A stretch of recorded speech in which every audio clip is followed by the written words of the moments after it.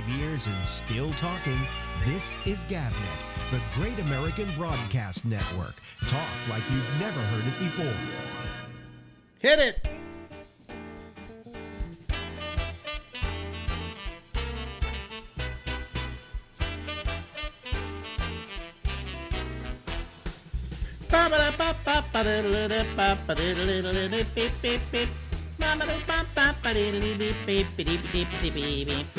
Hello, everybody. This is the Ramble from the most infected city in the United States. And we go until midnight Eastern Time. Hello, everybody. How are you? Here we go. Another show, another opening, another show. I think I'll talk to you for the next 15 minutes or something like that. You know, if you don't mind. I'm having some of my Jamaican Me Crazy coffee. I love this stuff. I just love it. It's tasty. It's got spices in it and coconut. So much better than just that normal crap that they serve at Starbucks. I mean, is Starbucks open these days? Yeah, they're open, but you can't sit there. Okay. You know what happened to me tonight? Well, before I tell you what happened to me today, let me go over to the map, okay, or the screen here, so that we can show you how we're doing in the world tonight. Bump. There we go. We just passed 1.6 million people on the face of the planet that have the coronavirus, of which we only have 354,464 that have recovered. Okay? I can do this. I have a little thing where I can push a button here, you see, and then you see the number there? See? I can do that. Isn't that great? Isn't that wonderful? Oh, let me see now. How do I get back to where I was? Let me see here. Oh, here we go. That's where it is. Okay. All right. So that's what we have. All right. Now let's go to the U.S. And here's what we've got for the U.S. Here's the sum total of all the people in the country who have the coronavirus. It's 400. Oh, hold on a second. I'm trying to. Well, it won't go. Oh, there we go. 465,329 total confirmed. Okay? Total confirmed. That is the current confirmed amount of people who have it. And then we go over and we take a look at like New York City over here. And I don't think I can bring that up, actually. I can't make it. But we have in New York City 5,150 deaths. Now, I don't know what that was earlier today, but that doesn't look like it's jumped much, but we'll see. Today, our mayor said to us that that we had the most people die of any day, and we had over 700 or something like that died in New York State, not just New York City, okay? But when you look at the top places in the United States, you got New York City at number 1. Number 2, you've got New York, Nassau. That's Long Island with 633 deaths. Then you got Michigan, Wayne, Michigan with 504. Then back to New York again with Suffolk. And back to New York again with Westchester. They had 359. And I think we've run out of New York there. Okay, that's fine. But total that have recovered in the United States, not a hell of a lot. Look at that number. That's not a good number. Spain, man, they are hurting. They've got 15,447 total deaths. Less than us, but also less people that have come down with it. Okay, only 153,000. So really on a cost per thousand, as they call it in the radio business, we're doing a lot better than Spain.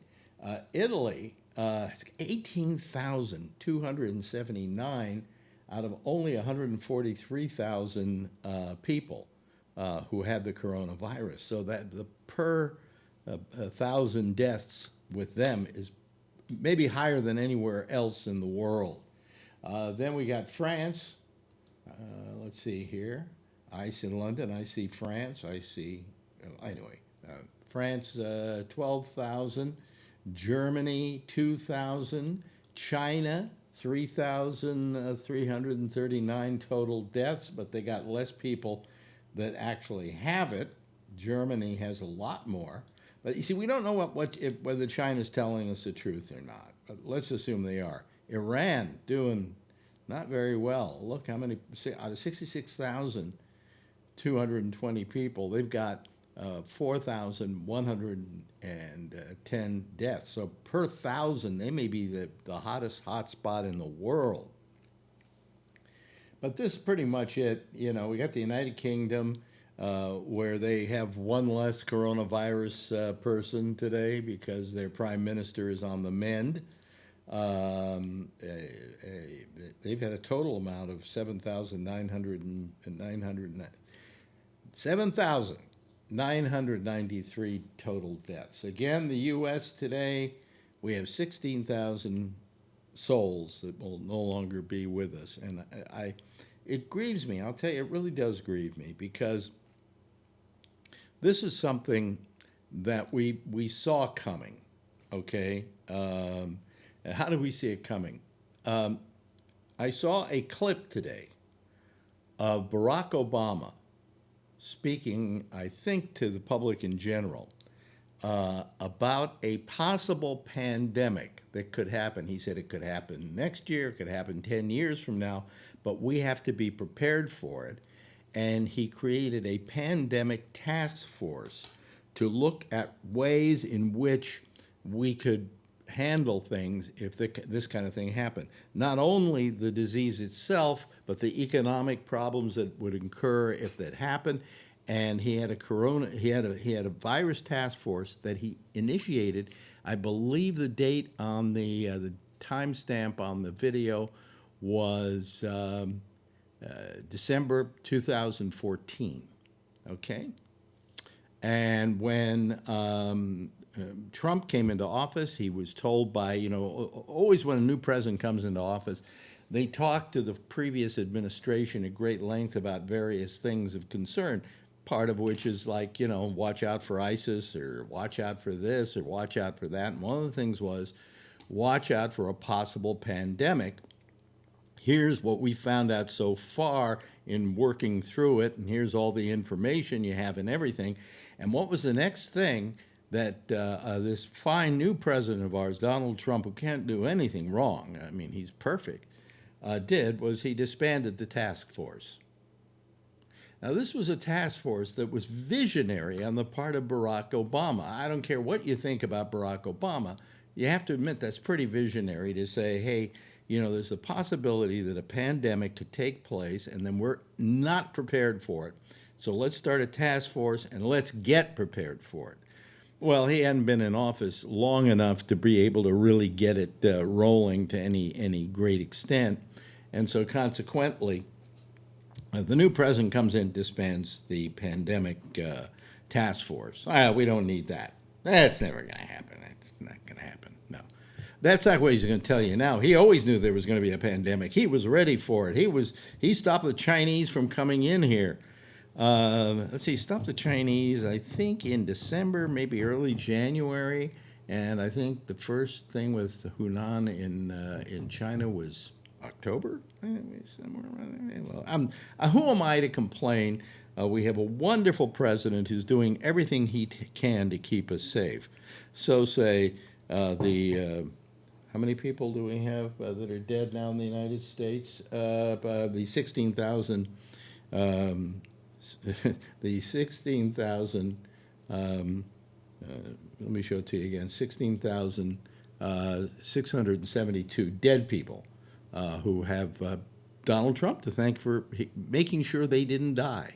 They probably just died of something else. Who knows? And now he's talking about relaxing the shutdown. He wants to relax it by April 31st.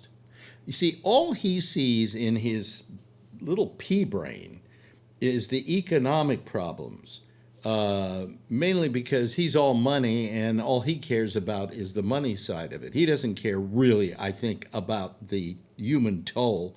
I don't think that's something he takes into great consideration. But he wants it to get back by April 31st. Well, tonight Marjorie and I were sitting around. How much longer do you think it's going to be before we can? We're not going to get back to normal anytime this year. Forget it. We're not getting back to normal. It's not going to be, okay, let's go to the movie theater again. I don't think people are going to go to movie theaters again anymore anyway, because they see what the danger is of sitting next to somebody else. All right?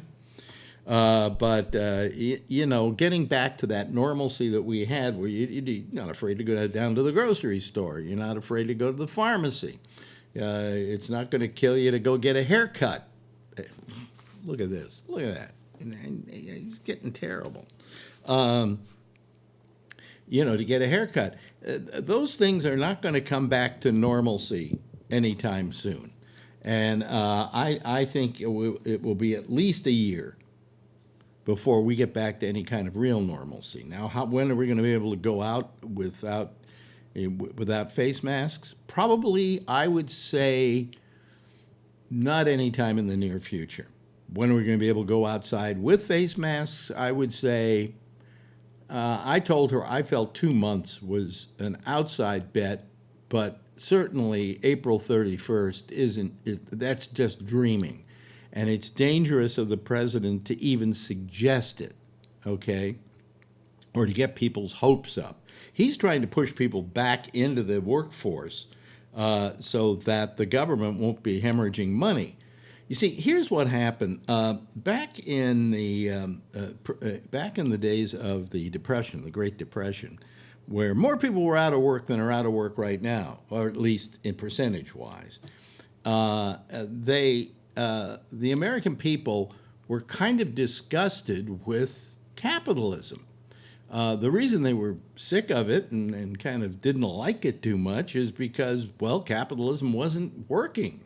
They were all starving to death. None of them had jobs, And there was a great danger that capitalism was going to be on the ropes, and there was this thing looming called in Russia called communism, and there were other people who were talking about socialism as a possible cure for this scourge that had been caused by greedy capitalism. And so when FDR came into office, he started all these programs, all these very socialistic programs, National Theater and National Agriculture stuff and programs to build roads and things like that, to put money back in the pockets of the American public and have them stray away from the desire for a non-capitalistic system. Well, what we're up against now is you're going to see that, Bernie Sanders talked a lot about socialism and everybody laughed at him. But now when they look at what's happened and how capitalism is so fragile that an event like this can completely decimate the economy of a country, they're going to start looking elsewhere for other answers. And they're going to say, well, capitalism isn't bad to an extent, but to the extreme that we've had it, we've got nothing but problems now. And we don't want those problems, and we don't like those problems, and we got to stop those problems. And to hell with it, we don't want capitalism anymore. Let's find something else. So what I think he's worried about is this will bring about a socialist upsurge. Not communism. I don't think Americans ever would have wanted communism if they were smart, because it's an impractical system. Forget about whether it's good or bad. It's just impractical. Okay, on a national basis. Communism works on communes. Little village somewhere, and everybody has one storehouse. They put all the food in this one storehouse, and then they all share from that storehouse. That's when communism works. but it doesn't work on a national level. And I think the Chinese, to this day, hold on to that ethic, and it's one which is going to be their undoing eventually. So far as Russia is concerned, there's no communism there anymore. There are only three communist nations in the whole world. But anyway, the point I'm making is that FDR put all these programs into play to kind of get people away from the notion that communism was maybe a good idea or something we should be looking at, because certainly the capitalistic system, at least at that time during the Great Depression, had failed us immensely. So here now you have a situation in which the government has to turn around and prove to people that, it wasn't, it didn't come falling down like a house of cards because of capitalism and whatever. And you don't want socialism. That's bad. Okay. So what do to try and solve this problem? They institute a bunch of socialistic programs. I mean, what does this money give away but nothing but blatant socialism? I think they're being rather clumsy in the way they're handling it, and I think a lot of small businesses are going to suffer as a result of it. And Donald Trump, they're fighting about this second bill that would help small businesses, and you know what they're arguing about? Trump wants to have the last word on where the money goes.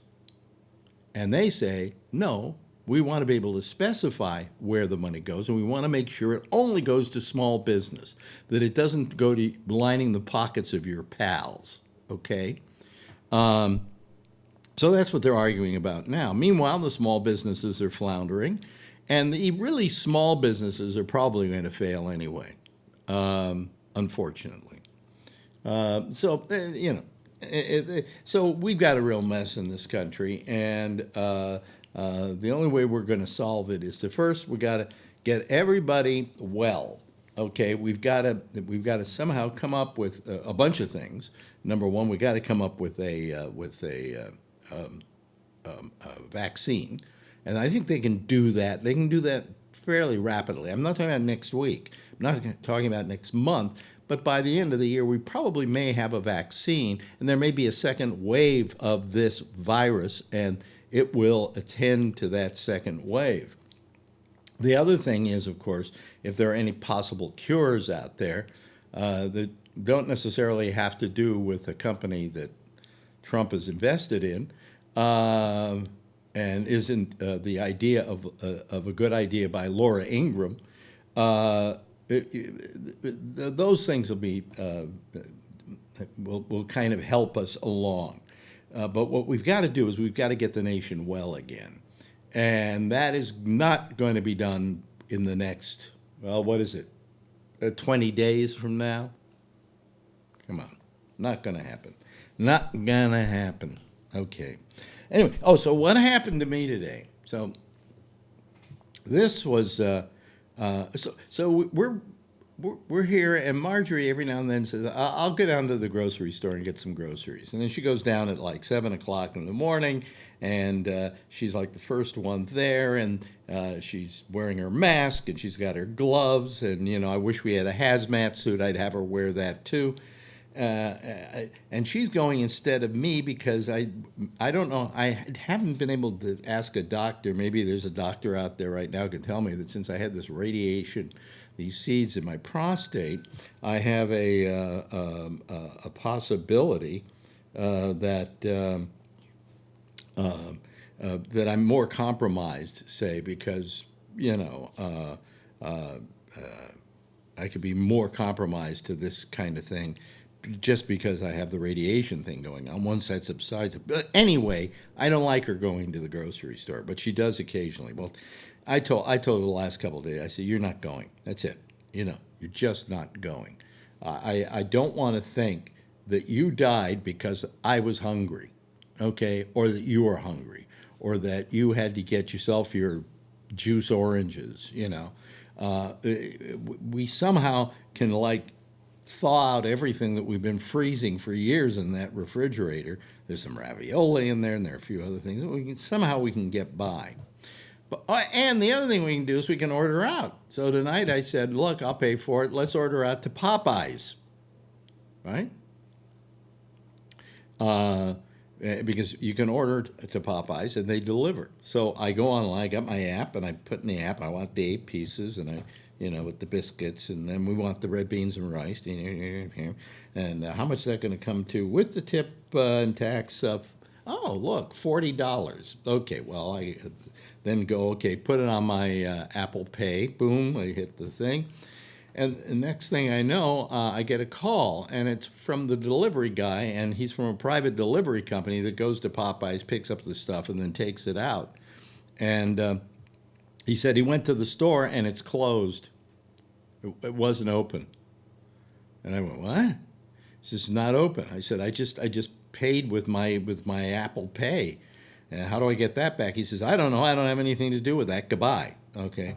So then I go on to Amex, and because that's who the card was put on, and I asked them, and they said, well, if they don't charge you, it says pending right now, and if they don't charge you, you'll be okay. And then I went back on my computer, and Popeyes had sent me a note and said, well, we couldn't deliver it, so we're reversing your credit card charge. And I went, okay, good, that's terrific.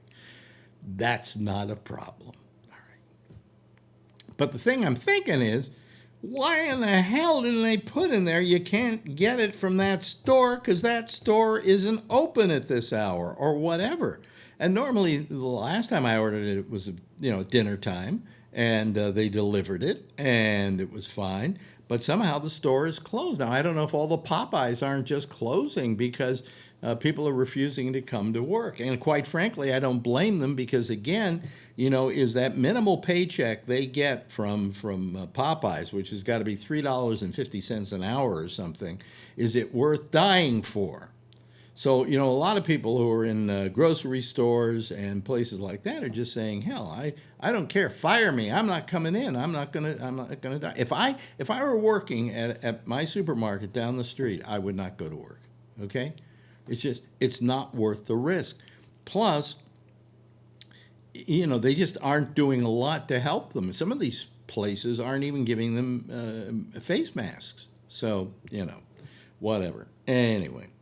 I think it's time that we probably say to hell with it. And, you guys liked hearing me, huh? Oh, and they went up, the people watching went up.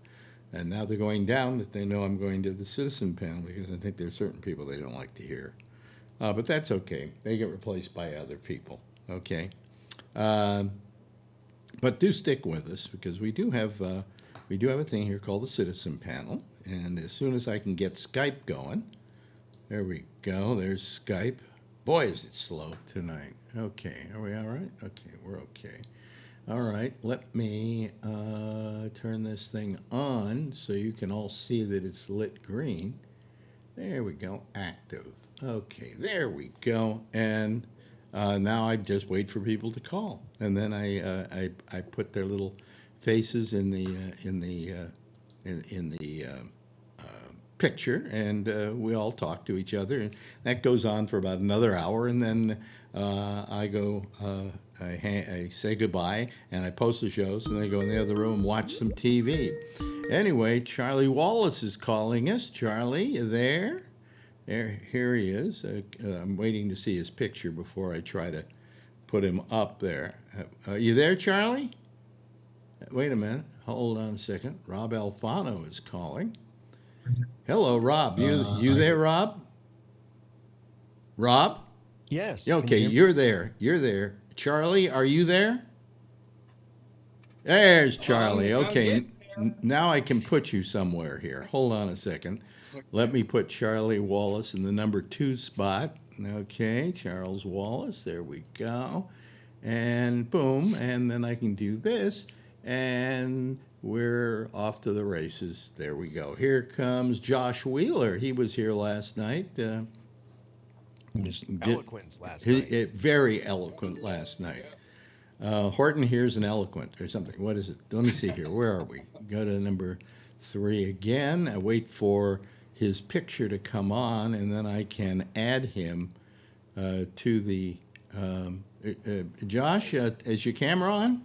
Oh, there we go. There he is, and he's in the place. You're in the same place you were last night. So, thank you for being there tonight. Let's see here. Let's go over to our fourth spot. Goes to. Let me add. Let me do this.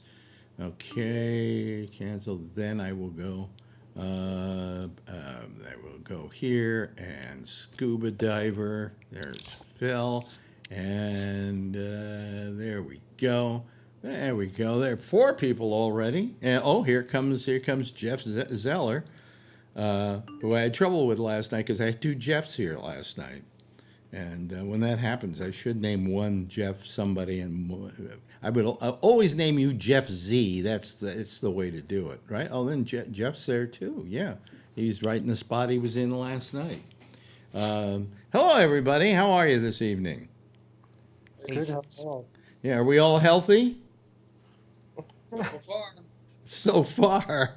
Mentally? It's like a guy. The old story about the guys falling out of the building. And as he reaches the 13th floor, somebody looks out the window and says, "How's it going?" He says, "So far, so good." So that's the way I feel about this thing. So far, so good. As I'm plunging to the pavement. It ain't over yet. It ain't over yet. No, it ain't going to be over as fast as some people would like it to be. Let me get a prediction. Rob, how long do you think this is going to last before we can go out and have not complete normalcy, but some modicum of normalcy, like being able to go to a restaurant and things like that? I would say you're going to have to practice social distancing at least until sometime in the autumn. It's not going to be this summer. We may get out there again, but we're not going to be practicing. We're not going to be going to restaurants. They're going to have to move tables around. Mm-hmm. If they do sports, they're going to have to figure out how to separate fans, if they let fans in at all. Yeah. We're not going to be close together until sometime next year when they come out with a vaccine or something. Otherwise, we're going to get it again, right? But my question is, do you think maybe we will continue to practice social distancing just in the general, for the general reason that we have flus and things like that? Yeah. No, I think it's got to go back to. I think it's got to go. I mean, come on. Well, human beings are social animals. Yes. Yeah.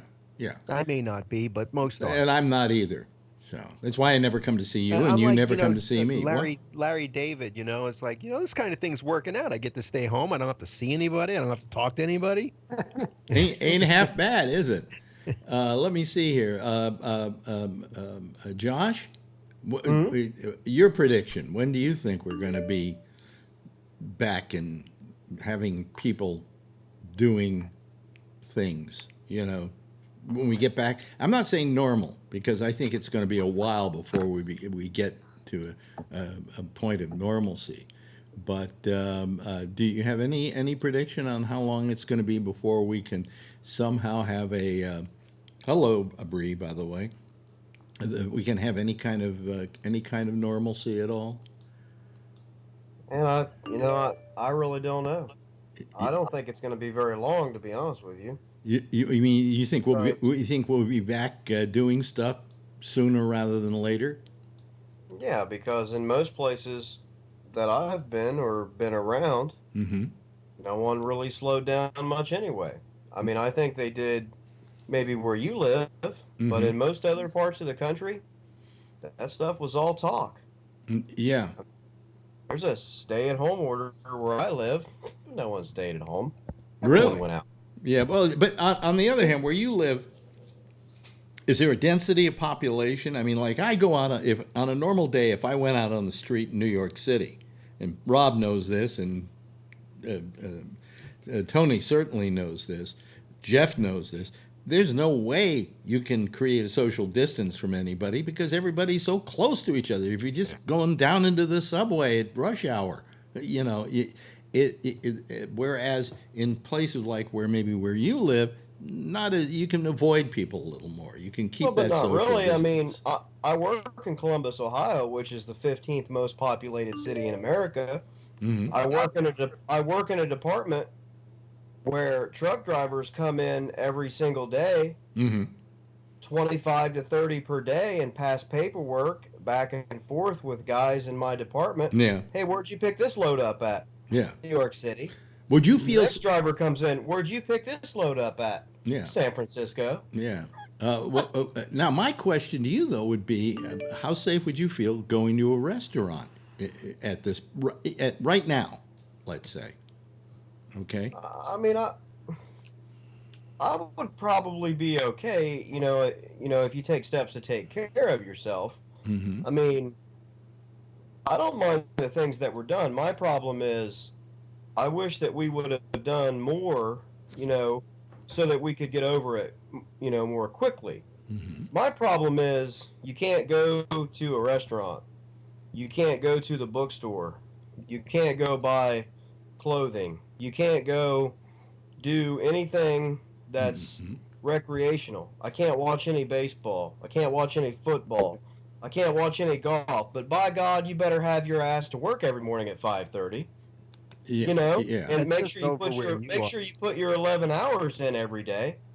I mean, if we're not going to have any of the things that I work for in life, then I can just cash out, take my Airstream to the woods, and live like the fucking Unabomber. I'm not going to miss anything. I mean, why am I working? So I want my shit back. So they should have just, really closed a lot more things down so that we could get over it quick. Yeah. They're just going to bleed us dry. I Yeah. mean, Yeah. what do you work? What am I working for? I mean, I don't work because I like what I do. I work so I can fucking sit down in them fucking $3,000 seats and watch a fucking ball game. Yeah, I don't yeah. give a shit about fucking truck drivers and paint coming and going. I don't care about that. But they take all the other stuff away from you. How long till people riot? That's my whole thing. That's all. Well, I'm worried about that here in New York. That I think that we're getting to the point now where I'm even feeling squirrely. Okay, and what is the point at which people are going to start snapping? Now I don't know about where you guys live, but where we live, Tony knows exactly what I'm saying. Jeff, I'm ready to put the pillow over my mother's head. No, I'm joking. yeah. Shut up. I wonder How about you, if I should be asking for a reduction in rent.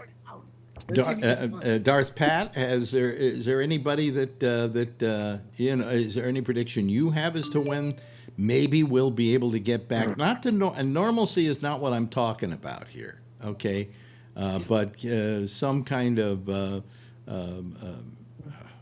just where we can start seeing ourselves going out. Some people going back to work, things like that. Well, I thought by the end of this month, my moronic governor this morning shut down the state parks throughout the state. And I got news for his dumb ass. Parks are open areas, and you're taking, like Josh was saying, you're taking away even the ability for people to go to the fucking park and walk around a lagoon or walk on a trail. I mean, that's not taking your life in your hands as much as going in a grocery store is. Well, and I think you're absolutely right, Patrick. The only exception I would make is our governor has said, go out to Golden Gate Park, go out to Central Park. I'm still living in San Francisco. Go out to Central Park, have a run, have a walk. Just don't play with each other. And he said he was closing down all the playgrounds because people were going there and playing basketball with each other. And he said, there were, people were not being safe about it, going to the playground, keeping a safe distance and whatever. They were engaging in the things you do in a playground, and that one of them, which was playing basketball. And he said that's perfectly unacceptable. Yeah, and I mean we have had rules like that, but this morning this one pissed me off. The other one I've been okay with. Yeah. But the state park next will be the county parks. The state parks are the one, at least in Wisconsin, you pay a yearly fee, or at least I do, so I can have access to any of the parks in the state. And, but these are like really outdoors, like they're woods and things like that, right? Well, yeah, I mean, like the particular park I like to go to, they have a paved, it's about 3/4 of a mile through the wood. That means my wheelchair ass can actually go back in the wood like I used to go take walks in the wood. Yeah, I think I would agree. I would agree with you on this one, Patrick. I mean, I think that. Would anybody disagree with Patrick on that? I don't. What are they going to do? Arrest him? They can take away his wheels. We have tattletales in the Milwaukee area, at least, that have called the police on people eating food that they got from a drive-through in the parking lot of the restaurant. They're in their own vehicle, and people have called the police, and the police have responded. That's how little they have to do.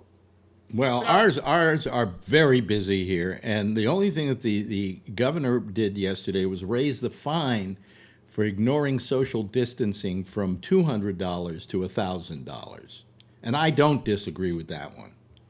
It is, people are not, like you said, they're not listening. That's why they're just not getting it. Well, I can see, as I say, we're out where Rob lives. Social distancing. Hey, he's socially distant from his next door neighbors anyway. Yeah, but they're all over each other back here. It's ridiculous. Oh, really? I mean, but in some ways, that's a little bit like, I don't live in Columbus. I work in Columbus, but I live, 25-minute drive away in a very, very small rural community, farm community. It's actually classified as a village. Not that many people live here, but in some ways, I read that there actually have been very worried about those small towns having more serious outbreaks with small localized medical services that can't handle it because, for instance, I read that story in the New York Times about a week ago about a very tiny community about the size of this one in rural Georgia where the whole town became sick because a well-known person in the very small town died, and everyone went to the funeral and the viewing at the funeral home, and a week later they could trace all the people in this little tiny village back, and they had either attended the viewing or, lived with someone who attended the viewing, this contact tracing went back. So, I mean, I do live in a really, really tiny community, but I got to go to the big city to work. And that's what I'm saying is I travel there and maybe I could pick it up and then you bring it back to a small area like this. So, I mean, that's what was rough about the whole thing. I mean, all the national parks are closed. I can't go to Grand Teton, for example. God forbid you drive around in your car and look at the fucking mountains. But like I said, make sure you show up for your 55 hours of work this week because, caskets need paint. So, Phil, when do you think and it's not the question when one of the things is going to get back to normal, because that's a long way off, but that we get back to a modicum of being able to go to a restaurant or, I'm even saying maybe movie theaters open up again. I mean, how long do you think that's going to be? I think some parts of the country, you're looking at maybe May 1st. Other parts of the country, you might be looking at the end of June. But I think by then, things will begin returning to normal. And once they get those Abbott tests out, the 5-minute, 13-minute one, it's 5 minutes if you're positive, it's 13 minutes if you're negative. But once they get that out, a number of employers are going to be able to run those tests because the Abbott thing is portable. And so as you walk in the morning, you get a test every day? No, I think once you test and you practice. But you don't know that that person is going to practice it. Yeah, you don't know, and you don't know who they're going to come. Maybe they do practice it, but it gets. Hey, there's no happy face to any of this. But the answer to the question is some parts of the country May 1st. No, how many would agree with that? So. Anybody agree with that? You do, Patrick? I don't know. How about you, Bree? No, I mean, I've read all of the reports that are out there. Mm-hmm. Bill Gates has come out with his predictions. The Atlantic, some of the writers there have it. The medical journal, The Lancet, has come out with a study based on China and projections. And it all depends on how many deaths you're willing to have, or that you want, that you think can happen. Right. So the sooner you open, the more willing you are to have more deaths. Didn't you hear this answer? It was some parts of the country. Some parts of the country really haven't been affected by that many cases.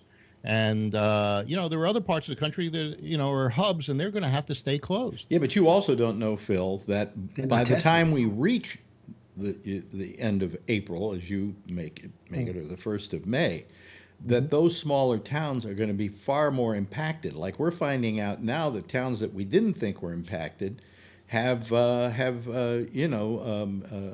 homes for the elderly that are coming down and becoming hot spots in states that had relatively few cases until then.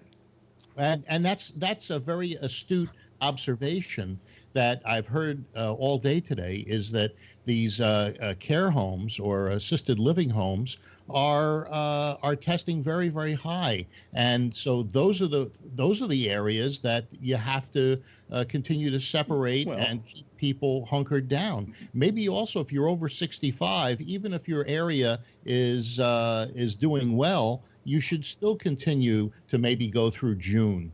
And as far as isolation goes, but it can be brought back in a reasonable step. But when you're talking about this test, yes, it's wonderful if you give that test every day. Rob brought up the perfect case. I mean, you don't know, somebody doesn't go home and then because hey, I got tested today, I don't have it, and he starts talking to somebody too close, and the next day he comes in, he's starting to spread it. The other thing to consider. The other thing to consider is, metropolitan areas like New York City are not designed for people to separate. How are people going to get to work if they can't be next to each other on a subway?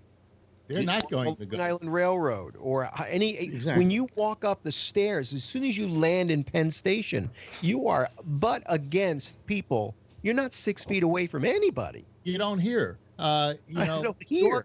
New York may need to hunker down a lot. New York is where all of the commerce is. You can open up Iowa, but there's nothing going on in Iowa. As far as I can see, the commerce is in Cincinnati, and Josh has got it. Okay, let's tell the federal government when it's time to pay taxes to the federal government how much they're going to get from Ohio and how much they're going to get from New York. Hey, they're not going to get it, and then you got a governor that's in charge that isn't going to pull the plug so fast. I'm just saying, it isn't going to be that easy to get back to places like New York where all of the commerce is. My question also is, let's say we want to do that. How do we do it? And how do we phase it back in, or do we say Monday everybody can go to work? I think it needs to be phased, and it needs to be phased by risk groups. So by risk groups? What's a risk group? 65 and over, people with issues like diabetes and obesity and things like that. Oh, so you have two ways that you don't go to work, huh? I go to my office. I'll let my minions talk to the customers. Yeah, I just think that it's not going to be as easy as. Yes, there are parts of the country where it is not as impacted now, but could be. You know, New York is the canary in the coal mine, and all we have to do is let get a little looser here, and people go travel to some small city somewhere, and they become the typhoid Mary. Yes, Patrick. Go see their cousin. Well, Yeah. that was one thing I was going to say is I agree with Phil that you do it according to risk group, but then again, run into what you just mentioned, Alex, which is if you've got somebody from an area that was high risk, whether it be New York or what is it, Seattle is the other, or in Oregon, you know, then you have them traveling to other parts of the country, and maybe they're asymptomatic. What made me feel the most comfortable, where you would be able to say in one day, okay, everybody go back, is if there was an effective treatment or two for somebody who started to show signs of it. You'd go to your doctor, you get, you know, a shot or whatever. And I'm not saying a vaccine.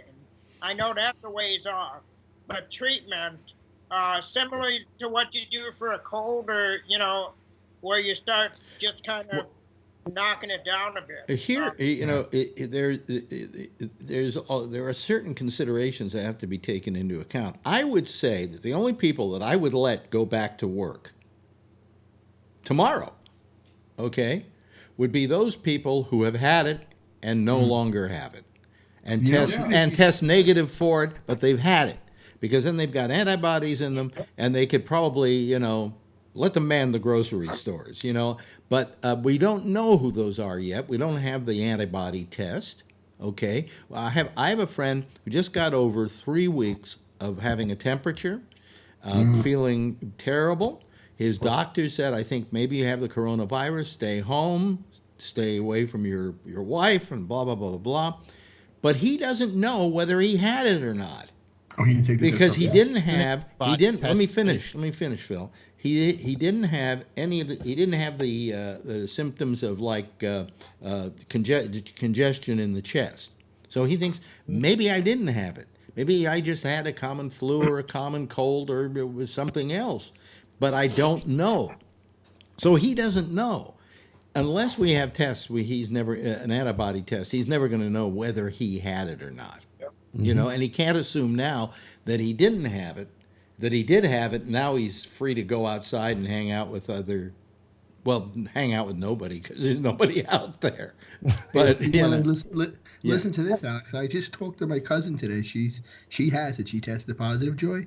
She's doing better, no fever for 3 days now. She thinks she caught it from her son Lewis coming back from college. Now get this. She just called me about an hour ago. Lewis, the young kid, he got up this morning and he was complaining. I heard that his leg was tight, like he had a muscle cramp. She told me on the phone that his leg was turning color. I thought, Joy says, you better call the doctor, because that can be a blood clot. Yeah, that can be something like phlebitis. So anyway, get this now. Now the doctor, it was a blood clot. They're pulling him into the hospital to check his body. He had COVID. I wonder if this is an after effect that she's going to have to get tested too now, her whole body. Because I wonder, after you come off of it, can your body clot up? I don't think so. You know, there's been I haven't read anything about that. I mean, she's feeling okay. He's okay now, but he's got to they're giving him blood thinners, but he's got to get a full test to see if there's any clots anywhere else. Yeah. But he's been okay. I mean, now. he could have, that could be another problem altogether, you know. Yeah, I wonder if that's an after effect of the disease. Well, they don't know. I haven't heard about that. I just heard it. She just told me now. I was just thinking to myself, like, oh, shit. Anything's possible, you know? Yeah. I don't know. I don't have an idea. Jeff, when do you think we're going to get back to work here? I think it's going to take 3-4 months at least. Easy, yeah. Yeah, and the biggest problem is, I mean, we're all talking about it. There's a bunch of people that don't even give a shit. Right. Yeah, that's they amazing. Don't believe it. Is that ignorance, you think, Jeff? Or it's just like they don't care. They don't do wear the mask. They come around. It's like they're oblivious to everything. Yeah. I heard somebody that we know, and the girl was all pissed off because she was supposed to graduate from college this week or whatever. Yeah. Well, the kid said, you know, we still living there right by we're not going back home, but we'd still like to have a big party. I'll tell you, it's And what I why said don't the last night. families come to visit us? Yeah. It's what I said last night. We suffered 9/11 where 2,700 people died, and everybody stopped and everybody realized the magnitude of it. We've lost how many people now? About 10,000. Just this country. And nobody cares. Everybody wants to have a party. Everybody, I'm telling you, around here, it's just like it's summer vacation. Everybody, because the weather's been beautiful. The kids are running around and playing. The parents are standing out back and they're drinking. And I'm afraid to go. We have 465,000, almost 466,000 people, and New York City has had 5,510 deaths so far. You know. I mean, I know what Rob is saying because I see it too, but I think what exacerbates that situation though is because everyone still has to work. I mean, that's what I'm saying. Is I think it would be different if there was a true shutdown. I mean, I'm talking about no one was working except like doctors, my state, police officers. Not this horse shit about oh you guys make paint. Oh yeah, you're good. And then the people that sell you the shit, oh they're good. And the people that sell them the shit, oh they're good. And those people, oh they're good. And the guy across the street that sells them their donut in the morning, oh he's cool. Yeah, no, in my state everybody's shut down. The guy, he's essential because he's a plumber. Yeah. There's a vet tech. They live together, and they are hanging out back. And they're, I mean, right up next to the people who live right next door who work from home. So these people are sequestered just because they normally work from home, and their kids are all intermingling and tackling each other and playing. And I just sit there and I marvel at it. These two people are out every day. The plumber, he told me he's worried because he's going in all these people's homes near the city, near D.C. every day. Wow. He's concerned. Kevin had his hand up. Kevin? It's interesting listening to all these different perspectives from around the country. And just yesterday, my wife's working. She's taken a few days off, so she hasn't been home, and I wish she'd go back to work. But being that she's been off a couple of days, and yesterday her they're a small office. They sell aircraft parts, and they're an essential business because they sell aircraft parts for Learjets, for air ambulances, and they sell stuff to the DOD and government airplanes and stuff.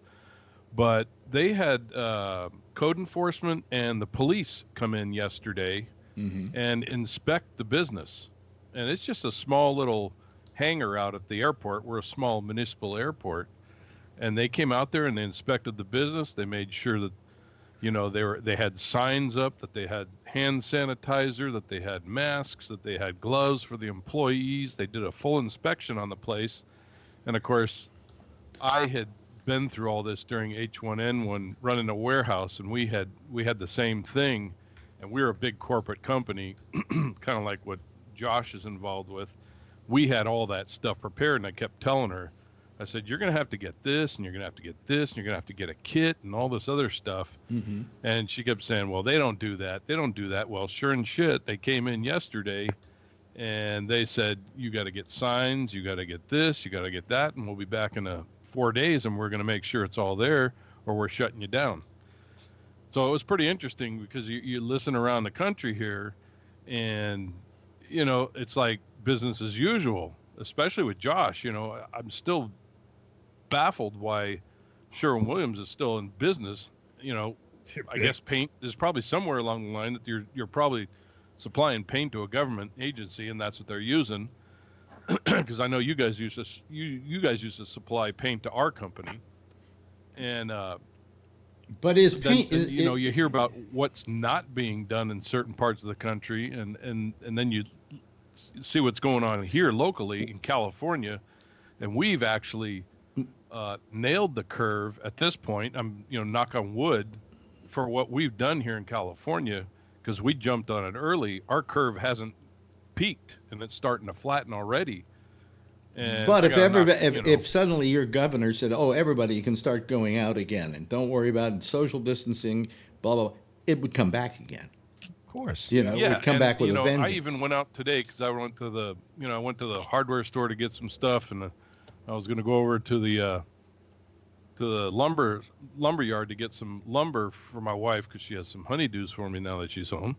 Mhm. And I just said, I got halfway through it, and I went to the hardware store, and I got halfway through it, and I seen people running around, and I got to wait to get into the store because they're only letting so many people in the store at a time. I said, fuck it. I just went home. And I said, I'll go to the hardware store Well, tomorrow. also, if I were you, I'd be very careful, only because you have health problems that compromise Well, you. exactly. You And know. I just didn't feel like going out. I didn't want to, go through the bullshit. And, so I go to the store when it's early and I can walk right in and get my shit and leave.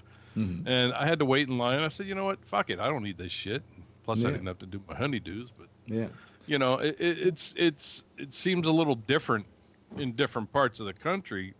And it's kind of different to look at it. And you see what's going on in New York. And I get the fact that it's more dense. I'm kind of we're a town of 30,000, kind of out in the boonies. Our county is 60,000, so there's a lot of people spread out. But a lot of the people that I thought would be fighting this thing, I see cowboys with masks on.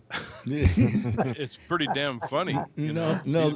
These guys come out of the hills and they got their masks and their gloves on. Yeah. And I thought they'd be fighting this shit. Well, the time cowboys used to wear masks was when they were robbing a stagecoach, but now it's exactly. just... Well, half of them are bandanas, but Yeah.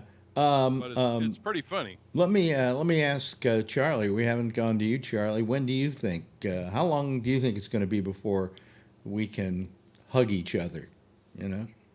Before we can, no, that's a different question. But before people go back to work and everything, will probably be, late June, early July. Yeah. And I don't think we're going to be hugging anybody before Christmas. I think it's going to be. Personally, my opinion is it's going to be a while. It's not going to be as early as Phil and the president think. The president would like it for, political and economic reasons, and Phil feels that way because he agrees with him. I mean, how are we going to go back in May? Is he crazy? Well, Have you been taking your orders from Joe Scarborough, Alex? What? He used to be on floor. Some areas of the country. I didn't say all areas. You have selective hearing, and you're really good at it. I heard you say, Phil, selective parts of the country. I don't think selective parts of the country will be able to do it, because I think if selective parts of the country don't keep up doing this, then they are going to, if they don't have very many cases now, they're going to start getting more cases. My county is starting. Wait, hold on a second. Did you hear what Rob just said? My county, it started out 2 people, 4 people, 8 people, up to 57 people now, quickly. Everybody probably starting the test now. Everybody is going to get this. It's just a matter of time. Bullshit, everybody's going to get it. I'm not getting it. Vitamins every day now. I can tell you that right now. I'm not getting it. Well, I'm never living in a house again. I'm going to get food. Yeah. What's going to happen is it's going to come back. It's going to happen again, and it's kind of like the measles. When we were kids, they used to put together with chicken pox and stuff to give them the virus so that they wouldn't get it later. Yeah, we learned better. Did you get the bird flu?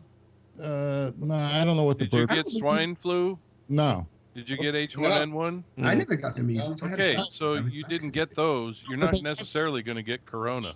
Corona is no. If we get this crisis, we won't. It's going to be so pervasive that eventually there'll be more people infected.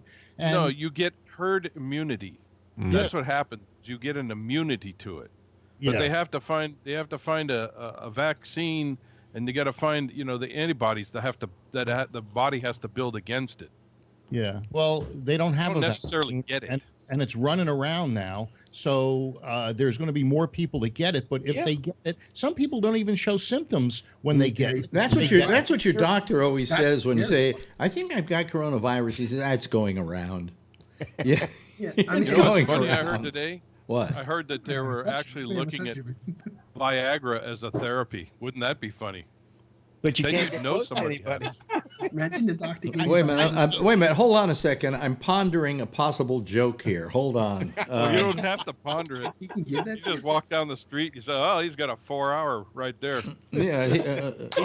You're immune. Yeah, you've got. You're immune. You've got a I actually hard heard a on. doctor saying that. Yeah. Listen. If you see a guy with a boner walking down the street, you're going to keep your social distance. That's how it's. What are you doing looking down at his hat?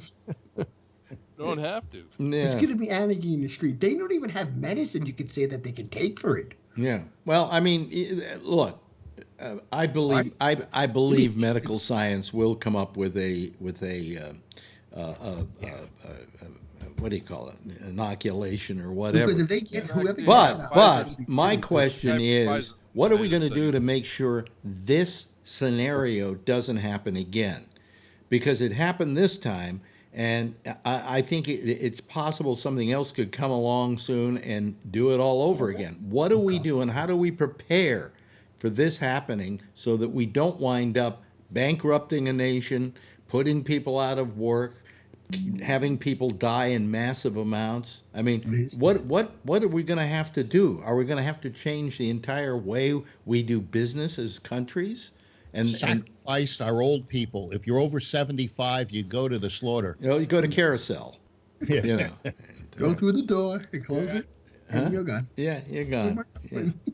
Yeah. I mean, I just think that just because the problem goes away, this problem goes away, doesn't mean that we aren't sitting around asking for it to happen again, because we haven't done our homework and done what we got to do to take care of this eventuality. Now, Obama had a commission that was looking into this very question about the way it would affect the economy, the way it would affect people getting it, how many people could die in a pandemic, and so on. And they were working on models for this sort of thing, and then on solutions of what we could do then to protect against this now. And when Trump went into office, the first thing he did was disband that group. That was a big. See, if he really was serious, Trump, like you said, Alex, even Phil, listen to this. If he was serious, Alex Trump, he would gather the great minds, like you were saying, and say, listen, I don't know anything about this. You all get in the room, tell me how much money you need, and we'll fund it. He's got what's his name, Ferrucci or whatever his name is. Fauci. Ferrucci. I knew a comedian named Ferrucci. Fauci, who is one of the big Larry and Curly. He's one of the major experts on viral problems. Yeah. So I mean, he's got people. He just doesn't listen to them. That's the problem. He listened to Fibonacci. That's who he listened to. Not Ferrucci. Fibonacci? Yeah. Who's Fibonacci? 12th century mathematician that invented the golden spiral. Oh, really? Real? Where did you get a piece of information like that, Phil? What, Alex? Where'd you get a piece of information like that? It's something every photographer knows, because you got the golden spiral and then you got the rule of nines, and so the golden spiral is what you see in nature, like a nautilus or something like that. So if you look at most things that derive from nature, you're able to see the golden triangle, which it's tiles, 52 or 51 tiles. I know what I used to call the golden triangle, and it had nothing to do. That was your golden shower, but yeah, I'm sure Charlie knows what Fibonacci was in the golden. Yeah. What about Liberace? Liberace. Yeah. I think he's getting them confused. I think that I think that we really have to learn a lesson here. We can't let this. If we have to know what to do in pandemics, and we have to have things ready to go to solve it. And not just say, oh, well, we're going to go to work on a vaccine today. Well, when will it be ready? About a year from now. Well, And you know, and you don't even have enough equipment to get out. We don't have enough equipment. We don't have enough gowns. We don't have masks. They should have mailed every citizen of the United States a mask. look, we should have if we had all the information on what you do in a case like this. The minute the thing happened in China, and we saw it starting to spread, we should have immediately said, everybody, you go inside and you don't come out till we tell you, ollie ollie oxen free. And almost every left-wing station, they were playing all these clips from February when there was February. Where's February? What did he say? February. What's his name? Tony's Library. But library. Yeah. You're living in February. But all these clips, and they're and Scarborough and all these guys, they were saying, "Hey, there's no reason to be, overactive about this coronavirus. We really got to worry about the flu."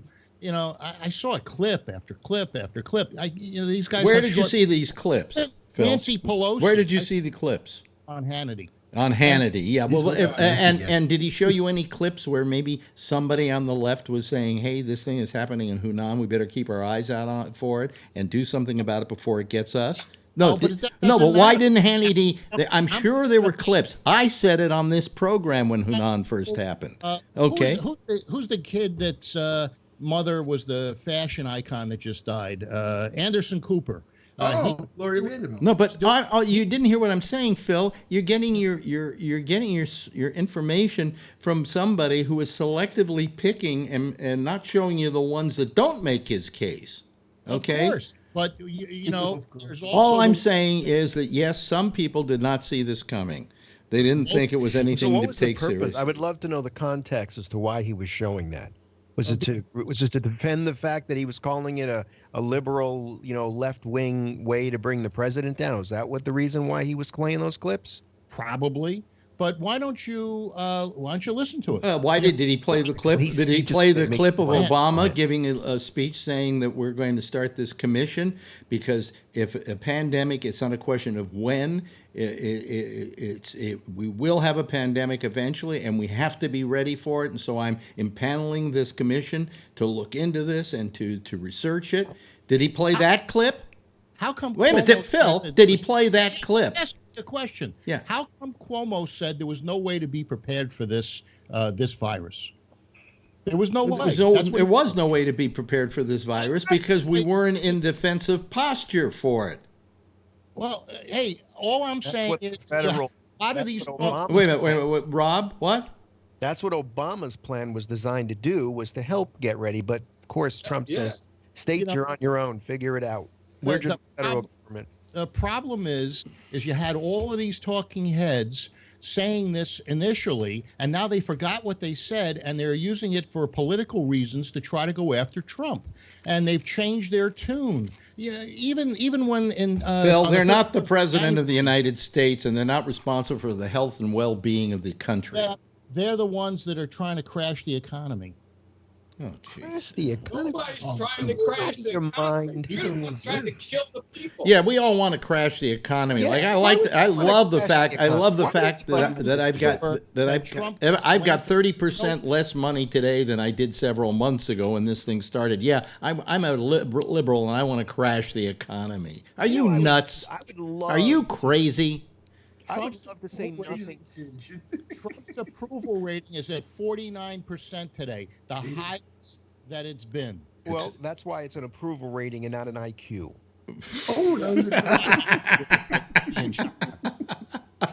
We're afraid to leave our house. This is not a home. Yeah. What do you think, Josh? Do you think that just have tests to see who had the virus? And then we heard about China. By the way, what happened? What happened? China said it doesn't spread. What happened? What happened to Bree? Why are we looking at a street in Malaysia? They might have arrested him. The guards are keeping their okay. I shamed him into showing himself. It is really quiet out there. I will have to say that. Be careful.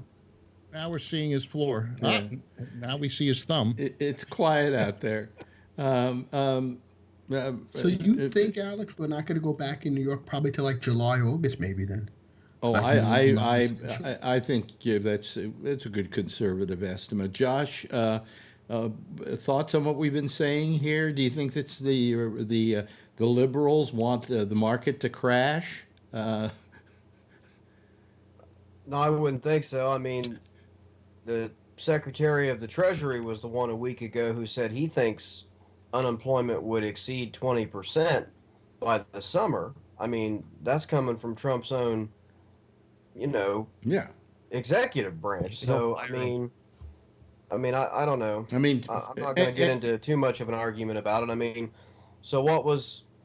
I don't know this tape with all these liberals from a few months ago saying this shit's not coming here and we don't need to worry about it. What was the point of playing all that? To defend Trump for saying the same exact shit or something? I don't see the logic. I'm tired of it, so I don't know. Yeah, but I agree with you, Josh, that I don't see the logic in even playing those tapes because it doesn't make a point. It makes a point that the president is as stupid as these people were. No, he wasn't stupid. He's the one that on the 31st of January put in the travel ban that nobody. Do you know when Hunan happened? December. No. Yeah, that started in December. No. And no, we first heard about it in October. But okay. No, I give him credit for doing that, but it was only one thing. That's all he I don't did. understand why he thought that was the key, that it would. And by the way, it was flights coming from China.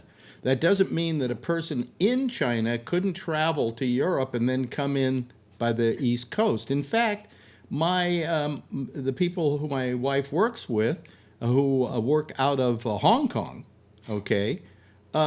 were coming in during that entire period of time. So how was his ban working? And he didn't ban any Americans coming back who could have been infected. Right. Yeah. How can you do that? Well, All I like to do when someone wants to argue points like these is just say, okay, let me concede your entire argument. The Democrats, the liberals, whatever you want to label them as, are evil people. They want to crash the U.S. economy. They want to just put it in ruins, okay? I concede it. You're 100% right. Why? Now tell me why. To what end? What's the motivation? What's the point? You tried everything else. They tried Mueller. They tried impeachment. They tried everything they could do to get rid of Trump.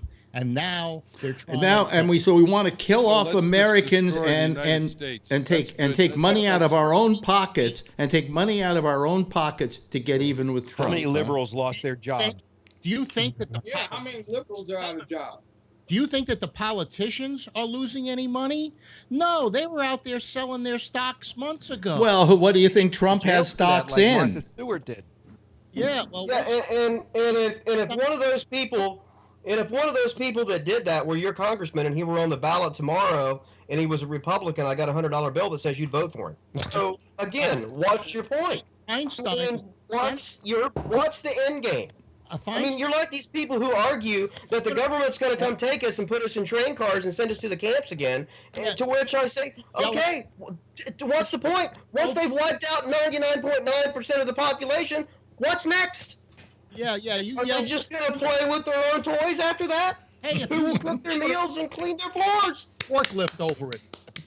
I mean, what's next? What's the end game? What's the point? You know what the end game is? The libs have not been able to destroy Trump, and he's going to be elected in 2020. And, you failed. That's the end game for you guys. So you're telling me that their logic to make that happen is to destroy people's lives? You're assuming, to begin with, blame Trump for it. Let me tell me that he's so popular. Isn't it still you don't make any sense. He's so popular and everybody loves him that they'd suck his dick in a heartbeat, but yet we're going to beat him by ruining people's lives. Are you sure that those books that you've been reading make no sense? Are you sure those books you've been reading didn't fall on your head? Because, all you can do is yell. Well, why don't you have a conversation? Maybe you should read some of them, Phil. The point is here. You're going to accuse me of not knowing how to have a conversation? I mean, come on, man. Yeah. again, even if you were 100% correct and I conceded your argument, hello, pot, I'm the kettle, we're both black. Give me a fucking break. I mean, the guy that yells a lot is going to get mad at the guy who says he yells a lot? Come on, man. I mean, what? I don't. You should listen to the shows after. I don't yell. You know, I can't get a word in edgewise. Well, what do you mean you can't get a word in edgewise, Phil? You monopolize the conversation. That's like saying my mother can't cook. You saying that you can't get a word in edgewise is absolutely absurd. I purposely, kind of funny. I purposely didn't rig this this unit up so that if somebody talked, my voice would be silenced. I could plug in a unit tomorrow that would make this thing. Oh boy, yeah, I know. Kevin, look at Kevin. He's like, what are you doing, Kevin? What? What is? Are you chasing a moth? What's happening there, Kevin? You see this thing? What? He's gonna jump out the window. He's gotta go. Skype. What? Tell us what you were doing there, Kevin, and why. Get ready to jump out the fucking window. You know, if I plug this thing in, and we don't care about that thing. Skype to a different channel. When somebody, I wouldn't be silenced. But I haven't done it, and the reason I haven't done it. Thank you so much, Phil, for doing that for us. Jeez Almighty! Thank you. Gosh, if I'd known you'd done that, I would have praised you to the sky. I'm sure you. Yeah. But I purposely didn't do it. You know, I mean, the fact of the matter is, all I'm saying here is, we're in trouble as a country if people believe that other Americans would destroy this country over a man. Also, you know, I think the the most important point that was made here. Excuse me, I have a little cough today because of pollen. That Josh made the perfect point, and that is, so Hannity decided to play these selective clips that he found. To what end? I mean, what does it prove? It doesn't prove anything. It only proves that Trump is. If you're trying to prove that those Democrats were stupid and didn't see it coming, then Trump is just as stupid as they are. Doesn't matter. Nobody saw it coming. I saw it coming, Phil. I talked about this in January. But, you know, of course, nobody listens to this show, so it didn't have any importance. Only one man is elected to the office, and he's the one that counts. And he's the one, after 12 deaths in Seattle, put on the travel ban to China. And so why hasn't he invoked the federal, whatever that is, that law that can make companies get paid instead of us having to go to China and everywhere else to get masks and gowns and supplies and ventilators? He has not. Yes, he did. Ever to do it, and he's done it in this little context. He didn't think he had to. Okay, well, he was wrong, all right? He was wrong. He is not. He's got every governor, everybody spending your tax money and your tax money and your tax money in all your states because you're competing for masks against him and him and him, and your money you're paying from $1 or $2 that you pay for a mask, you're paying $7, $8, and $9 a mask because your president didn't make people in this country create these things. I had to go to my bodega for that crap. No one knew. All the money should go Nobody to the knew. states. Nobody knew? Then how come, Phil, let me ask you one question. How come I knew? Did I have some kind of insight that nobody else had? There were a lot of people who saw this coming and were warning about it, that we should keep an eye out for it. You knew about the same time that Trump knew. Yes, and then what did he do after that? He didn't do a goddamn thing until a couple of weeks ago. He was saying it wasn't a problem. It was nothing more than the common cold. That's what your libs said. No, Trump said that. Am I right? Am I wrong, folks? I got the audio. Wait a minute, Rob. What did you say? I have the audio I gave you, that audio that we played, that long cut of every Trump cut where he even politicized it. At one of his rallies. At the rally, yeah. Do for you. March 2nd, he said we got this under control. Turn the situation around here with the question you asked. Go ahead. About Anderson Cooper. What did that clip of Trump saying those things do for you? What it did for me is prove that this man says things, and then he comes back a few weeks later and says, "I never said that." Well, so what? What do you mean? So what? There are people, Phil. There are things right now in America. What a There are 16,684 Americans who are dead, and I say to that, so what? And how So many what? died of swine? Take a look. How many died of swine flu? South Korea. It's not Korea worldwide. and the US Not was at reaching the these same time, numbers. yet somehow- Not reaching these numbers. South Korea, Mhm. somehow, it was the same time as the U.S. The same Somehow day. they managed to keep it under control. Yeah, and the South U.S. Korea, hasn't. they shuttled Now- everybody in. We have a constitution, and you can't lock So people. does South Korea is basically There's based on no us. three. Like nobody else has a constitution, It's right, like Phil? states, like Nobody like else. states. Nobody else has a democracy. Not like us. Oh, not like us. Yeah, if you talk out of line in some and many countries, hey, you know that Denmark and one other country near Denmark just released all their people to go back to work. So, you know, if you look at Denmark, and I can't remember the other country, but it's right near there. They're returning to work right now. Look at their numbers. We don't have 400. Denmark has only 5,830 cases. Only 5,830 cases and 237 deaths. What's the population? The population is far less than we are. Right. And it's per Like capita. 3 million. You have to look at per capita. If you look at the numbers, they're all in line. Phil, And no, they're they're not doing in the work. line. They're not in line. They're not in line. If you want to go to the safest place on earth, where did I see it here? Hold on a second. Wait a minute. The safest place on earth is Greenland, Denmark. 0 deaths and 11 cases reported, and 11 confirmed. Oh, and 11 recovered, by the way. So there are no cases right now in Greenland. So I thought we were safe here where I live. I really did, but it's growing. Yeah. yeah.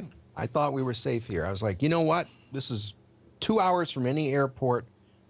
This is, Mayberry, USA, pretty much. And now we're up to 50 cases here. Yeah. My friend Stoney went to New York, to Manhattan a couple days ago. I think it was Sunday, and people were riding their bikes and jogging, and he was taking pictures and video, and it was like a normal day. No, it wasn't, Phil. I was here. I looked out the window. It wasn't a normal day. Well, you Nobody had didn't a go mask down to, like Washington Square Park in that area. Well, because I'm not going to take a subway to get there. Hmm? Yeah, I'm not Yeah, going to. South Korea never had to shut down at all. Well, South You know Korea. why? Because they tested every fucking citizen. They knew who was sick and they quarantined them, so they didn't have to shut the government down. Well, isn't that a nice thing to do? But they didn't quarantine the right Americans, the ones that were at risk. And You have to look at it carefully. We don't even know who's sick. Kids in South. Listen, What about You don't know they're sick. South Beach? listen. When you talk over him, Phil, you can't hear what Charlie's saying. Anyways, you were saying, Charlie? I'm saying, how you gonna know who to quarantine if you don't know who's sick? We've tested less than 1% of our population. We don't know who's sick. Who you gonna quarantine? Oh, That's but why we. you have to shut the government down because you don't know who's sick. Wash your hands, wear a mask, social Mm-hmm. distance. And also close your store, Phil, because I can't see how a carpet laying service is an essential service in the United States. My store is closed. Yeah, but you're still doing business, aren't you, Phil? Yeah, I can write business, and within a couple of weeks, when the stuff gets delivered, we'll be installing them. Mm-hmm. Okay. Anyway, hey, that's it for tonight. Boy, it goes by fast when you're only doing an hour. Thank you, Rob. Did I anybody appreciate get your stimulus check participation tonight. It was very welcomed. And let me look at the picture here so I can see Says everybody stimulus else. checks Charlie went out Wallace, yesterday thank today. you. Josh, wonderful as usual and eloquent. Phil, thank you for your service to your Führer. Thank you. Yeah, your papers. Thank you, Bree. Thank you, Jeff. Thank you. Tony. I don't know why I always block on Tony. And thank you, Patrick. Great to have you. And I hope you can get back to that park soon, because I think you should be able to go there. And of course, the lovely and attractive Kevin, thank you as well. I think if you would all do it, I'd love to have you wave goodbye, and I'll wave right back at you. Okay, there they go, ladies and gentlemen. There they go. That's our thing for tonight. That's our citizen panel for tonight. Our thing, beginning to sound like our president, not being eloquent. Anyway, next is the intersection with Jack Bishop, and he will be holding forth with yet another. What do you call it? Oh man, I'm just so out of it. Another, I'm goofy. Another citizen panel. I'm Alex Bennett. I'll see you again tomorrow night at 10:30 Eastern Daylight Time. Same time, same station in life. And in the meantime, if you see her, tell her I love her. Okay. Bye bye, everybody.